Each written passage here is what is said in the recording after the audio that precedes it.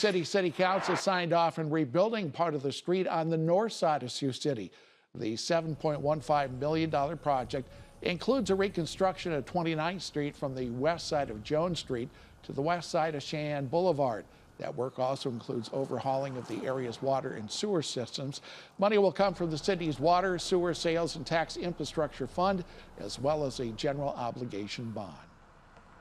If you drive that, it's a very narrow, beat up street, and so it's a long street, and unfortunately it costs over $1.5 million a block anymore to do a block when you do a complete street.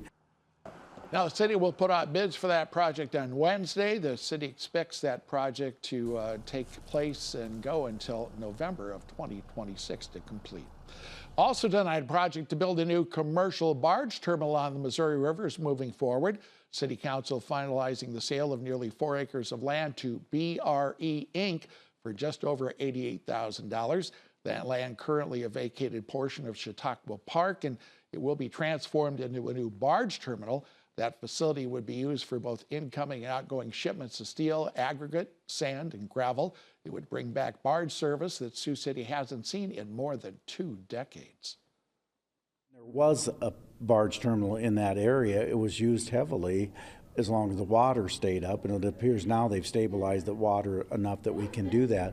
So there's a lot of opportunities. Nobody thought the one in Blencoe would be as successful as it is, and it's very successful, and so we're hopeful that the same thing could happen here. A formal development agreement on the barge terminal project will come before the City Council sometime in the near future. And some bad news from the project to build the city's new utilities field office building at 18th and Steuben. The city learning that a contractor found high levels of moisture in the soil under that building area. Additional testing found that additional stabilization of that site is needed. The city gave the contractor the go-ahead to complete the further stabilization under that building before incoming rain damages the soil further. That work is setting the city back an additional $333,000. We need another utility building like we've got now. I mean, that's why we're building a new one, because we put it on unstable soils and didn't do the proper sub-base. So hopefully this will take care of that.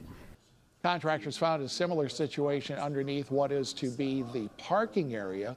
Stabilization is needed for that area as well. The City Council approving that work tonight, agreeing to pay no more than $737,000 for that work.